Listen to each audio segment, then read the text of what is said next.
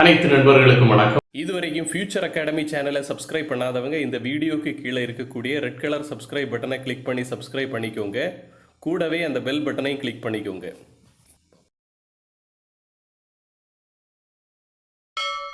Hi நண்பர்களே, இன்னைக்கு நம்ம நீட்டில் கெமிஸ்ட்ரியில் கிராஷ் கோர்ஸ் ஆரம்பிக்க போகிறோம். கிராஷ் கோர்ஸில் யூனிட் 1, அந்த யூனிட் என்னென்னா some basic concepts of chemistry. அந்த யூனிட்டில் இருக்கக்கூடிய ஃபஸ்ட்டு டாபிக் என்னென்னா properties of matter and their measurement.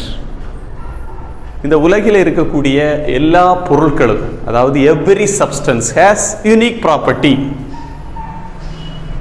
Okay, for example, இப்போ என் கையில் சாக் பீஸ் இருக்குது. இந்த சாக் பீஸுக்கு ஒரு தனித்துவமான ப்ராப்பர்ட்டி இருக்குது. அதே மாதிரி தான் என்கிட்ட தண்ணீர் இருக்கிறது. இந்த தண்ணீருக்கும் ஒரு யூனிக்கான ப்ராப்பர்ட்டி இருக்குது. டேஸ்ட்டாக இருக்கலாம், இதோட மெல்டிங் பாயிண்ட்டாக இருக்கலாம், பாயிலிங் பாயிண்ட்டாக இருக்கலாம். இப்படி யூனிக்கான ப்ராப்பர்ட்டிஸ் இருக்குது ஒவ்வொரு சப்ஸ்டன்ஸுக்கும். இந்த ப்ராப்பர்ட்டிஸை நம்ம இரண்டு விதமாக பிரிக்கலாம். ஒன்று வந்து ஃபிசிக்கல் ப்ராப்பர்ட்டி, இன்னொன்று வந்து கெமிக்கல் ப்ராப்பர்ட்டி. ஃபிசிக்கல் ப்ராப்பர்ட்டி அப்படின்னா என்னன்னா, ஃபிசிக்கல் ப்ராப்பர்ட்டி அப்படிங்கிறத நம்மளால் அப்சர்வ் பண்ண முடியும், மெஷர் பண்ண முடியும். அதோட கெமிக்கல் காம்போசிஷனை மாற்றாமலே அந்த ப்ராப்பர்ட்டியை நம்ம அப்சர்வ் பண்ண முடியும், கண்டுபிடிக்க முடியும், அப்புறமா மெஷர் பண்ண முடியும், அளவிட முடியும். அந்த ப்ராப்பர்ட்டிஸ் எல்லாம் நம்ம என்ன சொல்லுவோம்? ஃபிசிக்கல் ப்ராப்பர்ட்டிஸ் அப்படின்னு சொல்கிறோம். அதுக்கு எக்ஸாம்பிள் கலர் சொல்லலாம். ஓகே, கலர் ஃபிசிக்கல் ப்ராப்பர்ட்டிஸுக்கு எக்ஸாம்பிள் கலர். ஓடர், ஓடர் அப்படின்னா ஸ்மெல், அது ஒரு ஃபிசிக்கல் ப்ராப்பர்ட்டி. அப்புறமா கெமிக்கல் ப்ராப்பர்ட்டிஸ் அப்படிங்கிறது என்னன்னா, ஒரு கெமிக்கல் ப்ராப்பர்ட்டி நடக்கும்போது அதோட கெமிக்கல் காம்போசிஷன், அந்த சப்ஸ்டன்ஸோட கெமிக்கல் காம்போசிஷன் சேஞ்ச் ஆகும். ஃபார் எக்ஸாம்பிள், இரும்பு துரும்பு பிடிக்கிறது. ஓகே, அது ஒரு கெமிக்கல் ப்ராப்பர்ட்டி. இரும்பு துரும்பு பிடிக்கும் போது அயன் கூட ஆக்சிஜன் சேர்ந்து அயன் ஆக்சைடாக மாறுது. அதோட கெமிக்கல் காம்போசிஷன் சேஞ்ச் ஆகுது. அது கெமிக்கல் ப்ராப்பர்ட்டிஸுக்கு ஒரு example. Okay, next one, measurement of physical property. மெஷர்மெண்ட்னா என்ன? ஃபிசிக்கல் ப்ராப்பர்ட்டியோட வேல்யூவை கண்டுபிடிக்கிறது தான் மெஷர்மெண்ட் ஆஃப் ஃபிசிக்கல் ப்ராப்பர்ட்டி. நீளத்தை எப்படி மெஷர் பண்ணலாம்? சின்ன சின்ன நீளம் அப்படின்னாலும் ரொம்ப பெரிய நீளம்னாலும் ஸ்கேலை யூஸ் பண்ணி மெஷர் பண்ணலாம். அதோட யூனிட் வந்து மீட்டர். மாஸ் எப்படி மெஷர் பண்ணலாம்? எலக்ட்ரானிக் பேலன்ஸை யூஸ் பண்ணி மெஷர் பண்ணலாம். அதோட யூனிட் வந்து கிலோகிராம். முன்னாடி காலங்களில் ரெண்டு டிஃபரெண்ட் சிஸ்டம் ஆஃப் யூனிட்ஸை நம்ம யூஸ் பண்ணி கொண்டிருந்தோம்.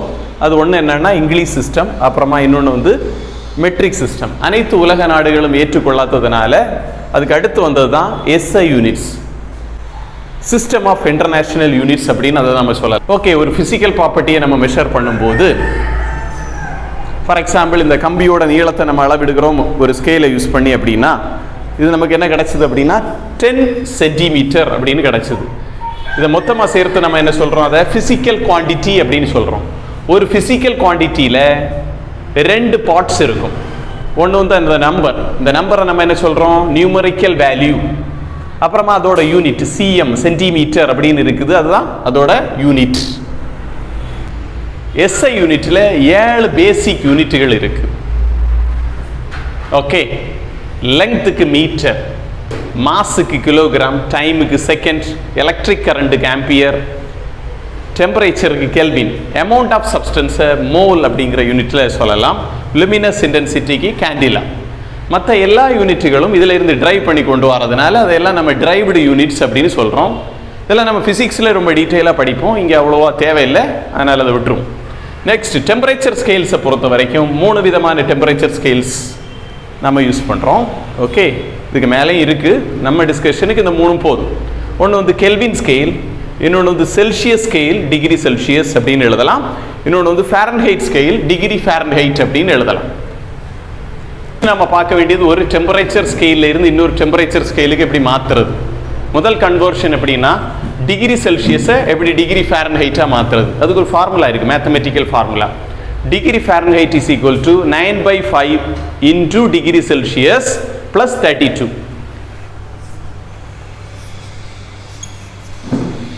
Okay, திரும்ப சொல்றேன். Degree Fahrenheit is equal to 9/5 into degree Celsius plus 32. இதுக்கு ஒரு எக்ஸாம்பிள் பார்ப்போம். convert 5 degree Celsius to dash degree Fahrenheit. அந்த ஃபார்முலா யூஸ் பண்ணா போதும். Degree Fahrenheit is equal to 9/5 into 5 degree Celsius, அதோட வேல்யூ வந்து 5 plus 32, 5 கட் ஆயிரும். 9 plus 32 which is equal to 41 degree Fahrenheit. 5 degree Celsius அப்படிங்கிறது எவ்வளவு? 41 degree Fahrenheit. Okay, next conversion. Degree Fahrenheit எப்படி degree செல்சியஸா மாத்துறது அப்படிங்கறத பார்ப்போம். Degree Celsius is equal to அங்க 9/5 னு பார்த்தோம். இதுல 5/9 into degree Fahrenheit minus 32. Okay, ஒரு ப்ராப்ளம் பார்ப்போம். கன்வெர்ட் 41 டிகிரி Fahrenheit எவ்வளவு டிகிரி செல்சியஸ் அப்படின்னு கண்டுபிடிக்க போறோம். ஸோ அந்த formula degree Celsius is equal to 5/9 into எவ்வளோ Fahrenheit? 41 degree Fahrenheit. 41 degree Fahrenheit minus 32. Okay, இதை சிம்பிளிஃபை பண்ணா 5/9 இன்டு 41 minus 32. 41 minus 32 னா 9. ஸோ 9 கட் ஆயிரும். which is equal to 5 degree Celsius. Next one, degree Celsius எப்படி கெல்வினா மாத்துறது அப்படிங்கிறத பார்ப்போம். அதுக்கு ஒரு மேத்தமெட்டிக்கல் ஃபார்முலா இருக்கு. K equal to degree Celsius plus 273.15. Okay, ஒரு எக்ஸாம்பிள் பார்ப்போம்.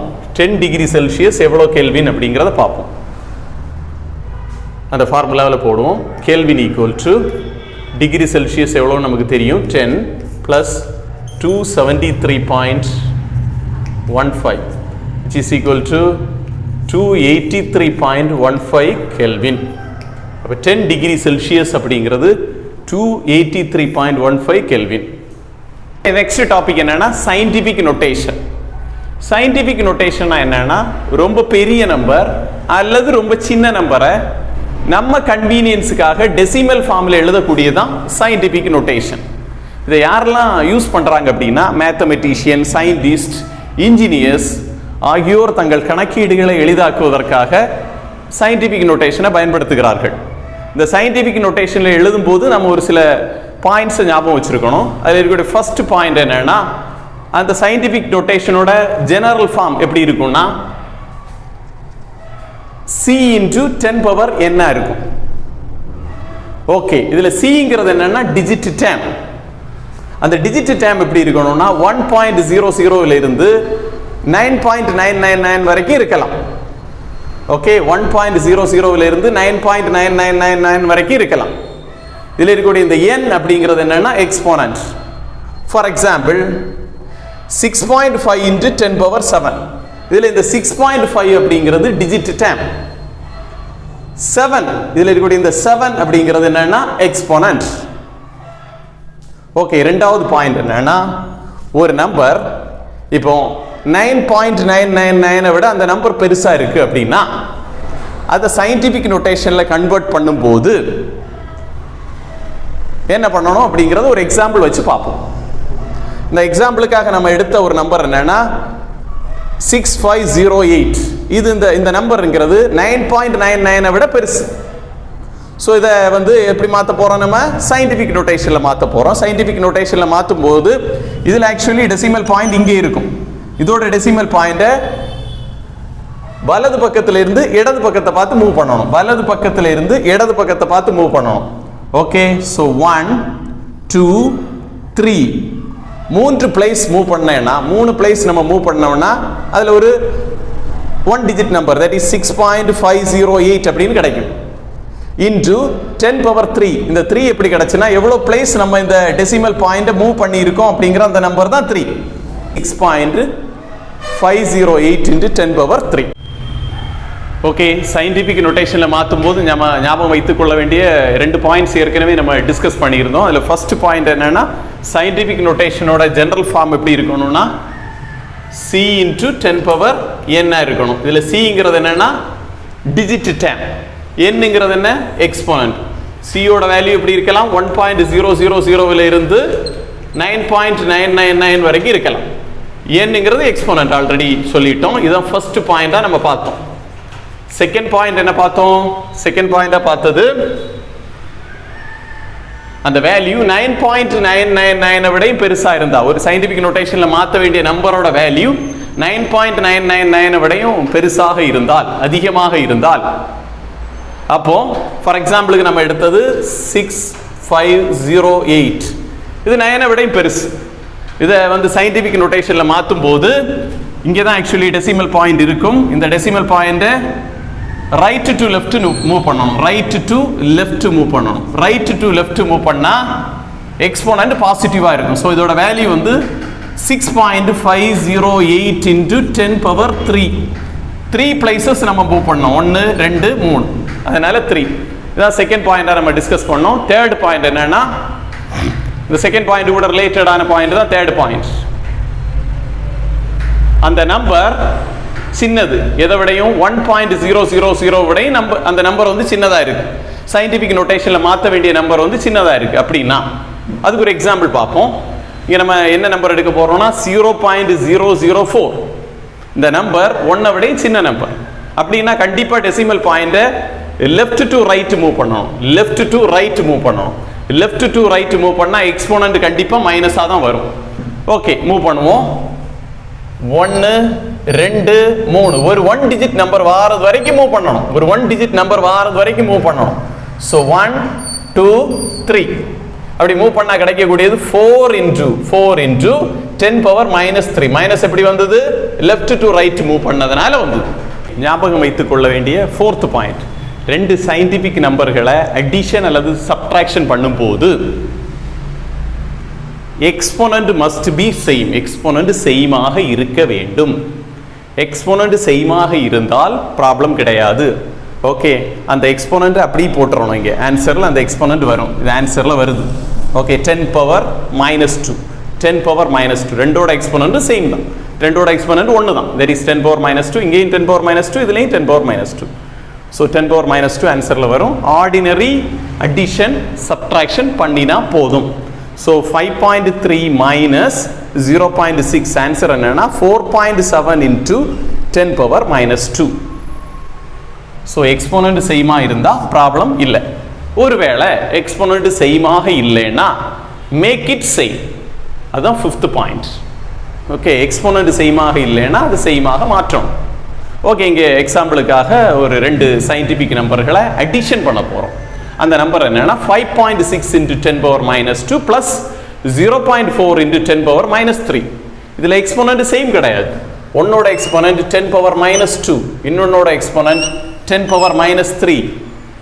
ரெண்டு சேம் இல்லை, சேமாக மாற்றணும். அப்படி மாற்றும் போது எந்த நம்பர் சின்னதோ அந்த நம்பரோட எக்ஸ்போனன்ட்டை மற்ற நம்பருக்கு சேமாக மாற்றணும். ஸோ ஓகே, 5.6 அப்படிங்கிற நம்பர் பெருசு, யாரை விடையும் 0.4 விடையும். அப்போ 0.4 விட எக்ஸ்போனன்ட்டை இதுக்கு ஈக்குவலாக மாற்றணும். அப்போ 0.4 அப்படிங்கிறதோட எக்ஸ்போனன்ட்டை மாற்றணும்னா இந்த டெசிமல் பாயிண்ட்டை இன்னும் மூவ் பண்ணணும். 0.4 into 10 power -2 இருக்கு. ஓகே, சாரி 10 power -3 இருக்கு. எஸ், இதோட எக்ஸ்போனன்ட் 10 power -2 மாத்தணும். -2 மாத்தணும்னா ஒன்றை கம்மி பண்ணணும். ஸோ இதோட ஆன்சர் 0.04 into 10 power -2.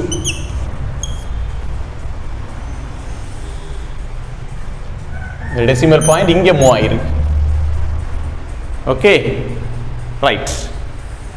இப்போ எக்ஸ்போனன்ட்டை சேம் ஆக்கிட்டோம், அது ஆன்சரில் கண்டிப்பாக வரும்.